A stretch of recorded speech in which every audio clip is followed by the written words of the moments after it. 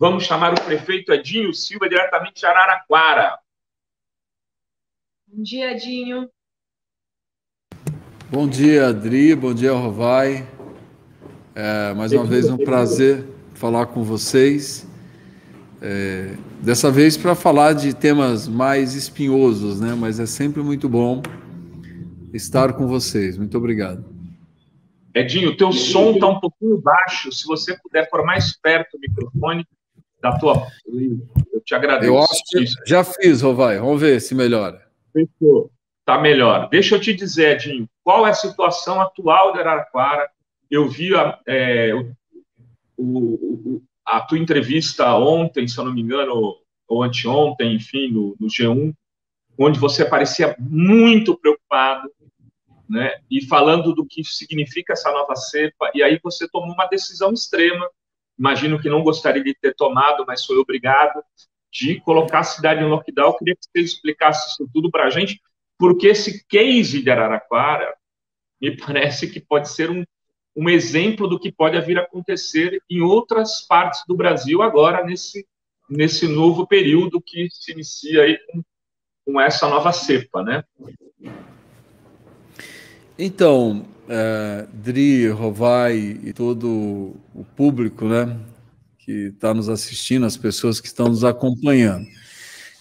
Há 15 dias atrás, Rovai, só para que eu faça aqui uma introdução, há 15 dias aproximadamente, nós notamos na cidade uma mudança no perfil da contaminação e no perfil da evolução da doença, né?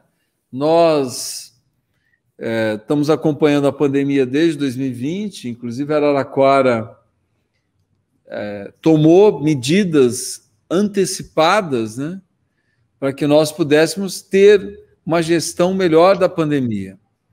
Nós abrimos o hospital de campanha, abrimos um espaço só para atendimento a contaminados pelo Covid e pelo coronavírus, né, vítimas da Covid-19. Abrimos um local para internação de enfermaria para pacientes também contaminados pelo Covid-19, além do hospital de campanha. Montamos equipes de bloqueio e isolamento dos comunicantes dos contaminados. Adotamos uma política de testagem. Hoje, Araraquara é uma das cidades que mais testa no estado de São Paulo e no Brasil.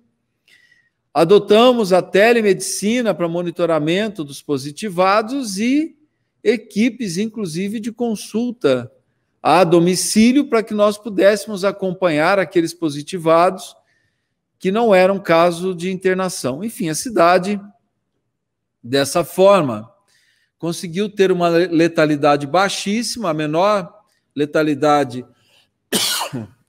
do estado de São Paulo, para cidades com mais de 100 mil habitantes e, portanto, nos tornamos, inclusive, referência para o combate ao Covid-19 para o Brasil, fomos matéria na imprensa internacional. Por que eu estou dizendo tudo isso? Para dizer que a cidade está estruturada para enfrentar a pandemia. Há aproximadamente 15 dias atrás, no final de janeiro, para ser mais específico, nós notamos uma mudança na manifestação da pandemia em Araraquara. Um ritmo de contaminação maior, portanto, mais pessoas procurando as nossas unidades para diagnóstico, portanto, era nítido que tinha um crescimento da contaminação no município, um crescimento além daquele que nós esperávamos em decorrência das festas de final do ano, dos encontros familiares naturais do final do ano e das viagens para as famílias, né, que têm condições de viajar, a aglomeração em praias, enfim. Nós já esperávamos um crescimento da doença. Mas o que nós começamos a enfrentar no final de janeiro era muito além de tudo aquilo que historicamente se esperava na cidade. E uma diferença na evolução da doença, Rovai e Idri, e internautas que nos acompanham. A doença, a Covid-19, tradicionalmente, ela evolui no paciente com mais de 60 anos, o paciente já com uma certa idade, com comorbidades ou enfrentando alguma fragilidade de saúde, né? Portanto, geralmente vindo de alguma doença um pouco mais grave. Esse era o paciente que, tradicionalmente, a doença evoluía. Dificilmente você tinha pacientes jovens, saudáveis, sem comorbidades, a doença evoluindo.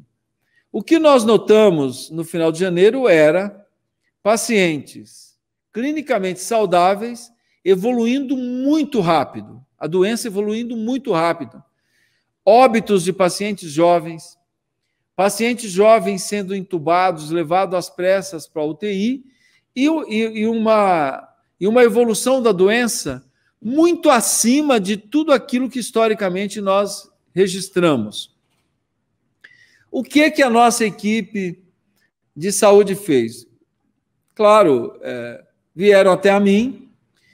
Nós temos aqui em Araraquara um posto avançado do CESA, né, da Faculdade de Saúde Pública da USP. Nós procuramos o CESA e falamos, olha, tem alguma coisa diferente acontecendo. E em alguns casos lembravam muito, segundo os médicos, lembravam muito as cenas que nós vimos em Manaus, né? De uma evolução rápida na doença, as pessoas precisando de suporte respiratório de forma muito rápida. O CESA fez coletas desses pacientes positivados das unidades da prefeitura, das unidades municipais, e essas amostras foram remetidas ao Instituto de Medicina Tropical da USP, para que nós saibamos que instituto é esse, para quem não sabe, é evidente. Na minha avaliação, hoje é o principal instituto de pesquisa de coronavírus no Brasil. Foi esse instituto, liderado pela doutora Esther Sabino, que isolou o coronavírus no Brasil e conseguiu fazer o seu sequenciamento genético. Foi para essa equipe de pesquisa que nós remetemos as amostras coletadas em Araraquara no início da semana passada. Quando foi na sexta-feira passada, a doutora Esther Sabino entra em contato conosco, com o CESA de Araraquara e com a Secretaria Municipal de Saúde, para dizer que das amostras que foram, se eu não me engano agora, 18 amostras, 9 vieram positivadas da cepa de Manaus. E nós, portanto, imediatamente acendemos todos os sinais de alerta. Eu comuniquei o governador do estado de São Paulo, João Dória, sobre isso, que imediatamente me colocou em contato com o secretário estadual de saúde, o Jean Goldenstein, e o secretário de desenvolvimento regional, Marco Vignoli. E eu, por iniciativa, também comuniquei o Instituto Butantan por meio do Dr. Dimas Covas.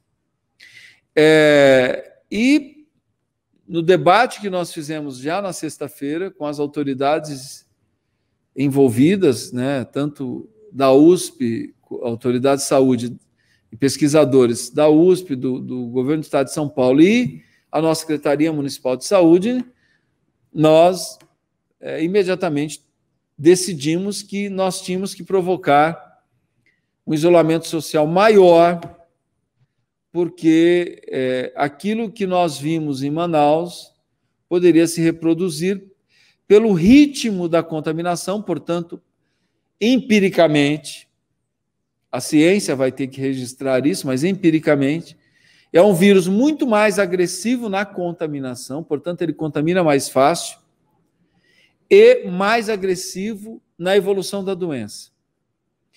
E na sexta-feira, no sábado, nós recebemos mais amostras positivadas da cepa de Manaus, e no domingo também, o que nos leva à conclusão que a contaminação já é comunitária e essa cepa de Manaus está circulando em Araraquara e região.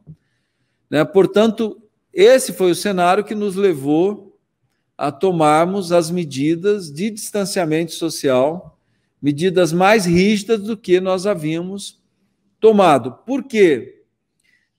Empiricamente, como eu já disse, fica nítido uma agressividade maior dessa cepa, dessa mutação do vírus, e o agravamento e a demanda maior por leitos de internação e leitos de UTI, principalmente de suporte respiratório.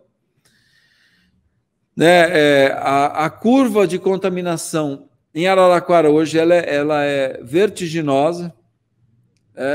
Nós temos que fazer com que essa curva entre em declínio, e a pressão sobre os nossos leitos ela é imensa, tanto é que ontem, tecnicamente, o sistema de saúde do município entrou em colapso, porque nós não tínhamos um leito para ofertar e tínhamos dezenas de pacientes aguardando leitos, principalmente na nossa unidade de referência de pacientes sintomáticos que nós montamos.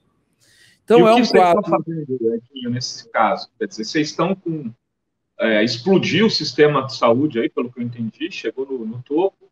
Qual tem sido a solução? E se isso vier a se expandir para outras cidades, vai ter solução? Inclusive, tem gente perguntando, e os municípios vizinhos? Como tem sido... Porque vocês têm feito lá um isolamento do tipo que a China fez em Wuhan, né? Se isolou a cidade, ou está tendo circulação? Como é que está isso?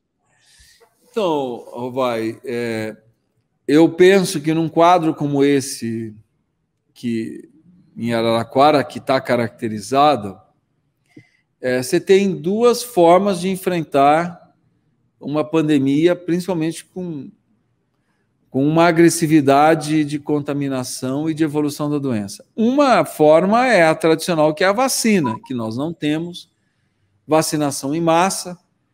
Araraquara vacinou até agora por volta de 15 mil habitantes, para uma cidade de mais de 240 mil, isso é muito pouco, mas as vacinas que tem para cá nós temos imediatamente, e temos logística para isso.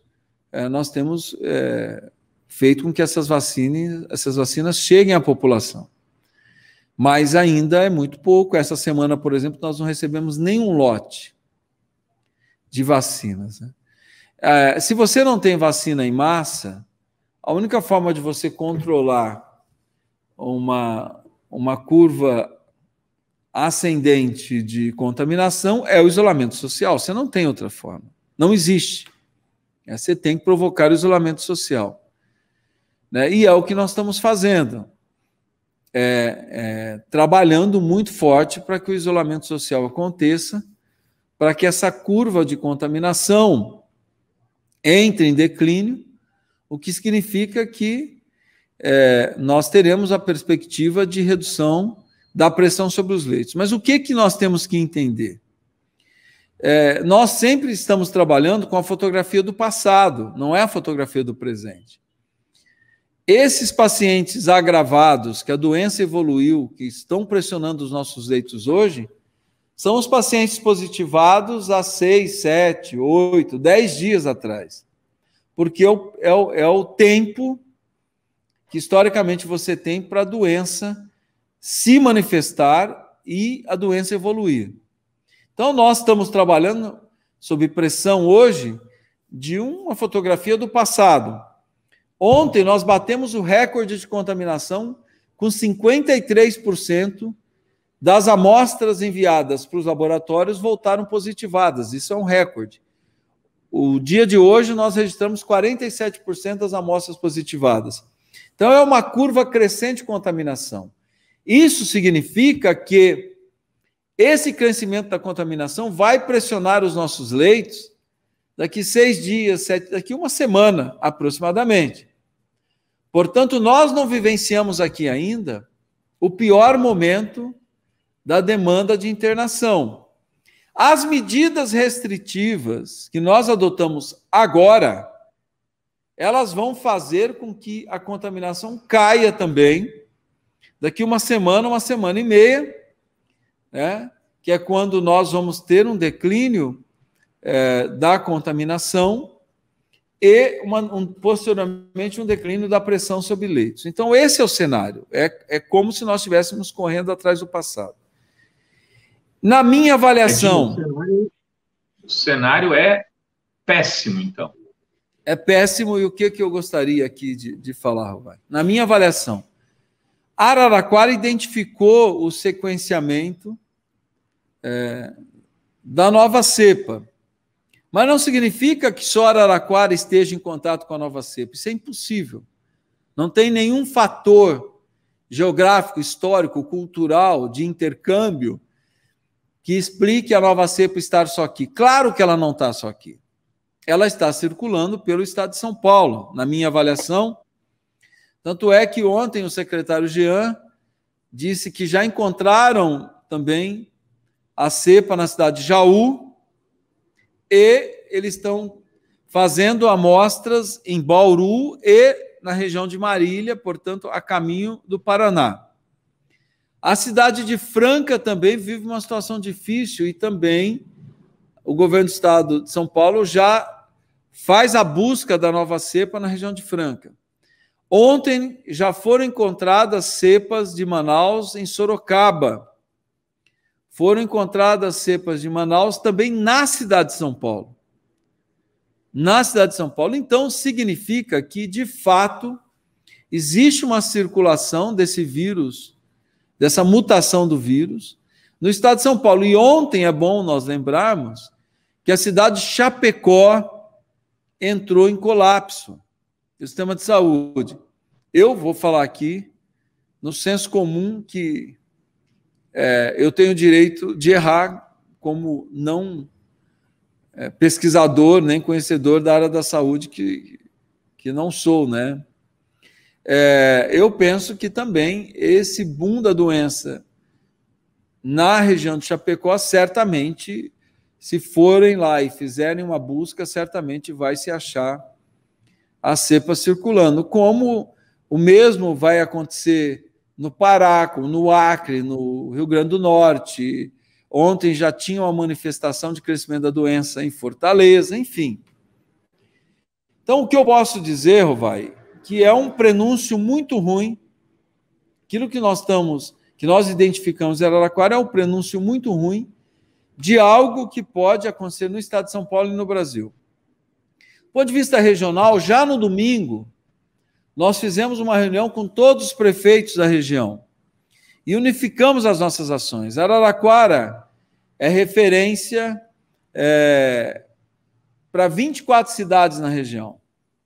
24 cidades na região, Araraquara é referência SUS, que é a nossa DRS, né? A Diretoria Regional de Saúde é a DRS 3 aqui.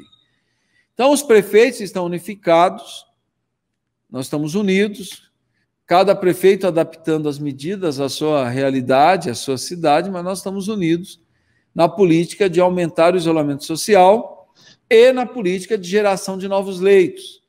Porque se nós estamos sendo pressionados hoje, se tudo indica que esse crescimento da positivação vai se refletir em aumento de demanda de leitos daqui uma semana, 10 dias, nós temos que gerar leitos agora, nesse exato momento, mas temos que gerar leitos talvez para um crescimento da doença. Qual a nossa dificuldade? Hoje nós já estamos, o governo do estado de São Paulo, ontem, a visita do secretário da Saúde, do secretário de Desenvolvimento Regional, nós fomos autorizados a estarmos gerando novos leitos. E ontem mesmo nós começamos a gerar leitos de enfermaria no antigo pronto-socorro do Melhado, que é o local que nós estamos internando hoje só pacientes de enfermaria de Covid-19. Mas o governador também, né, o governo do estado de São Paulo, nos autorizou a gerarmos leitos de UTI. Qual é a nossa dificuldade? E isso é que faz com que a gente entenda um pouco o que aconteceu em Manaus. A nossa dificuldade é a produção de gases medicinais, portanto, a nossa dificuldade é a produção de oxigênios de alta pressão para atender o paciente vítima do coronavírus. que é um paciente que ele precisa de oxigênio de alta pressão. Só para vocês entenderem o que eu estou falando, o nosso hospital de campanha aqui, ele foi projetado para 51 leitos. 20 leitos de UTI e 31 leitos de enfermaria. Portanto, a nossa usina de produção de gases medicinais, para que se bombeie em alta pressão o oxigênio, foi dimensionado para esse tanto de leitos. Só que todos os pacientes de enfermaria hoje, eles já entram na enfermaria demandando oxigênio de alta pressão, pela gravidade e pela evolução da doença. Então, nós temos hoje muito consumo de oxigênio e a nossa rede não suporta, ela estava equipada para produzir oxigênio para 20 leitos de UTI e, geralmente, o leito de enfermaria que a gente via no Covid-19 era, geralmente, o leito de catéter nasal, que consome muito menos oxigênio.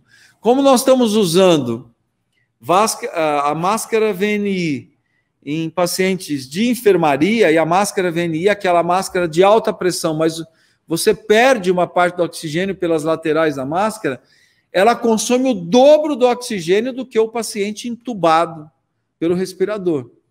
Então, nós tivemos um rebaixamento de pressão da nossa rede no hospital de campanha. Então, em vez de nós termos 51 leitos, nós só podemos usar 34 leitos. E nós estamos correndo desesperadamente atrás de uma usina mais potente de produção de gases, e aí vem a nossa surpresa. Não tem fabricação de pronta entrega de usina de gases medicinais. Ao contrário disso, tem uma fila hoje por conta da demanda de Manaus e dos estados do norte. Então, os fabricantes brasileiros, eles têm pedidos hoje aguardando produção.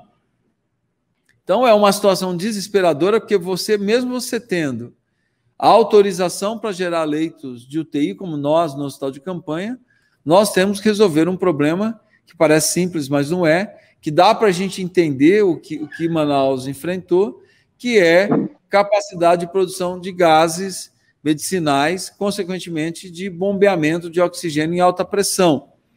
Estamos gerando leitos de enfermaria, porque o leito de enfermaria, com o cilindro de oxigênio, você consegue gerar leito de enfermaria, claro. Não significa que cada cilindro seja um leito de enfermaria, porque o cilindro você precisa de backup, você precisa de 2 cilindros para cada leito, porque se rebaixar a pressão do oxigênio de um cilindro, você tem que ter um outro cilindro de backup até você recarregar o cilindro que você está usando. Enfim, é uma logística toda que é necessário, mas, em síntese, nós precisamos hoje melhorar a nossa infraestrutura para que a gente possa dar conta de gerarmos mais leitos de UTI para podermos desafogar o nosso sistema de saúde, né, e darmos conta desse crescimento vertiginoso de doentes que nós temos hoje, um crescimento muito acelerado ou seja, de doentes Covid-19. Edinho, muito obrigado pelos seus esclarecimentos. Queria te agradecer demais. O Edinho foi extremamente generoso com a gente. Ele está no meio de tudo isso. Eu conversei com ele ontem à noite, hoje de manhã ele já prontamente respondeu. Eu quero te agradecer, quero te visitar e esperar as coisas melhorarem aí para a gente poder se encontrar, inclusive, no momento mais tranquilo, né, Edinho? Nossas energias todas aqui se voltam para Araraquara e, como você disse, Araraquara talvez esteja só simplesmente dando um anúncio do que pode vir a acontecer em uma série de outras cidades. A gente já está com a Jaqueline aqui no gatilho, né? Enquanto a gente chama a Jaqueline para subir, o Edinho, se quiser dar um recado final aqui para os nossos internautas, fique à vontade, Edinho. Não, vai só para concluir, mais uma vez agradecer o espaço de vocês, para que a gente possa tratar de um tema tão importante. Eu só queria concluir, ontem eu até conversava com a nossa equipe, enfim, de fato essa doença veio para que a gente repense todos os nossos conceitos, né? Nenhum nenhum ser humano, nenhum animal vive sem oxigênio, né? E o oxigênio ele é tão vital, ele é tão importante para a nossa reprodução humana, né, que ele é gratuito, né? E é angustiante você ver um ser humano num leito, muitas vezes de enfermaria, não é além de UTI, buscando desesperadamente oxigênio, e o ataque do vírus ao sistema respiratório impedir que esse paciente consiga sequer extrair oxigênio para a alimentação, da sua própria vida. Então, é aquilo, né? Às vezes existe uma ânsia tão grande de acúmulo, né? de disputa econômica por dinheiro, por crescimento econômico, e muitas vezes você corre o risco de ter pessoas capitalizadas que sejam incapazes de usar o seu dinheiro para que tenham acesso ao oxigênio. Então, de fato, é uma doença muito agressiva. Eu estou acompanhando a pandemia, Dri, Rovai, desde março de 2020. Portanto, nós temos um histórico do que acontece com o paciente vítima de coronavírus. Mas eu nunca vi nada semelhante. Paciente jovem, clinicamente saudável, chegando numa unidade, em questão de horas ele tem um rebaixamento, uma queda de saturação, e em questão de horas ele está sendo encaminhado para intubação. Então é algo novo, essa mutação do vírus é muito agressiva, e aquilo, né, nós conseguimos, pela sensibilidade da nossa equipe, perceber uma mudança e com apoio fantástico da USP, o que mostra a importância da pesquisa, da ciência, das universidades, né? Conseguimos o sequenciamento e identificar o vírus aqui em Araraquara, essa mutação do vírus. Mas certamente, repito, essa cepa não está circulando só em Araraquara. Araraquara conseguiu fazer a identificação. Mas o prenúncio, se nós não tomarmos as medidas necessárias, se o governo federal não reconhecer a gravidade da situação, porque nós estamos falando do interior de São Paulo, ontem já estava Fortaleza fazendo sinal de alerta, Rio Grande do Norte já fazendo sinal de alerta, o interior de Santa Catarina fazendo sinal de alerta, São Paulo já fazendo diagnóstico de contaminação comunitária dessa nova cepa. Então, se nós não identificarmos, as autoridades, principalmente do governo federal, o Ministério da Saúde, não tiver dimensão que a situação é grave, que o que está vindo aí é sério, nós vamos viver uma situação, digo isso, com essa experiência empírica que nós estamos vivendo, nós teremos um 2021 muito pior que 2020. E o efeito comparativo, ele fala por si só, Dri e Rovai. Em fevereiro de 2020, nós não vivíamos isso que nós estamos vivendo. E 2020 foi terrível. Significa que nós poderemos estar em abril de 2021, que é quando nós tivemos o crescimento da pandemia no Brasil, numa situação muito, mas muito pior do que nós vivemos em 2020. Então, é necessário que as autoridades estejam atentas. Não adianta só o município estar aqui na base da sociedade lutando contra tudo isso. Tem que ter reconhecimento do governo federal e nós temos que tomar aqui em São Paulo também as medidas necessárias para que a gente evite uma desorganização total do sistema de saúde. Mais uma vez, muito obrigado pela oportunidade.